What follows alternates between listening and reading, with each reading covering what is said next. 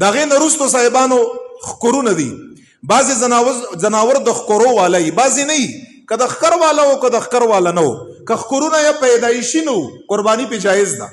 که خکر یو او رسته مات شو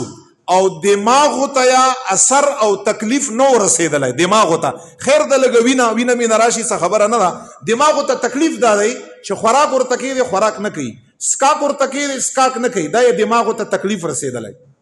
ماتېدو د وجې نه نو بیا په هغې باندې قرباني نه ده جایز او که د خکر یا سره وونه هم قرباني پې جایز ده یا و مات شو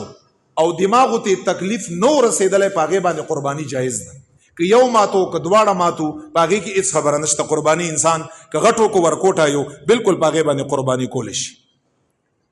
د هغې نه وروستو صاحبانو د زناورو غوږونه دي اوس یاد ساتئ که چرته یو زناور پیدایشي غوږونه نه بالکل پیدایشي په هغې باندې قرباني نه ده جایز که هغه غټ زناور دی که هغه ورکوټی زناور دی په هغې باندې قرباني نه ده جایز دویمه مسله په غوږو کې دا ده که چرته پیدایشي غوږونه وو خو تاسو کتلي بعضې زناورو پیدایشي غوږونه وي خو د خپل سایز نه واړه غوږونه یې واړو نور شته دی په هغې باندې قرباني جایز ده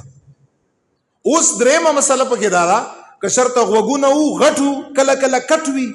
یا یو غوږ کټ وي یا دواړه کټ وي نو په کټ غوږ کې مسله یاده ساتئ که شرطه یو غوږ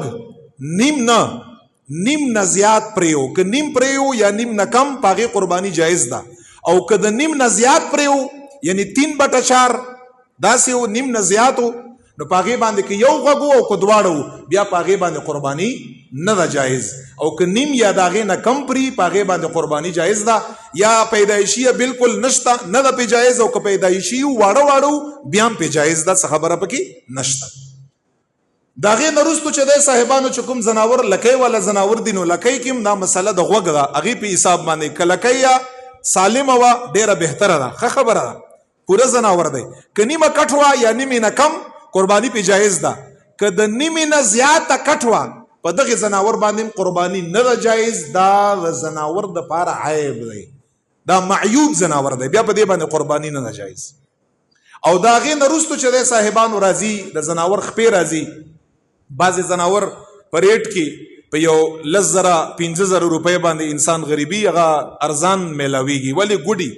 په خپه باندې معذوري ګوډي دا یاد ساتئ که چرته زناور په 4 خپو کې په یو خپه باندې معذور یو خپه یادومه که په 2 باندې و بیا خو اسم ناروا ده په یو خپه باندې معذور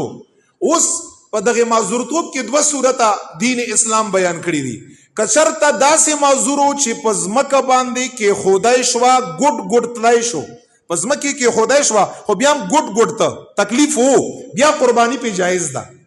خو که په یو خپه باندې داسې معذور یا داسې تکلیف و چې هغه یې په ځمکه باندې بیخي کې خدای نه شوه په ځمکه باندې لګولی نه شوه دا عیب دی په داسې زناور باندې صاحبانو که غټ دی که ورکوټی دی په داسې زناور باندې بیا قرباني دا نه ده جایز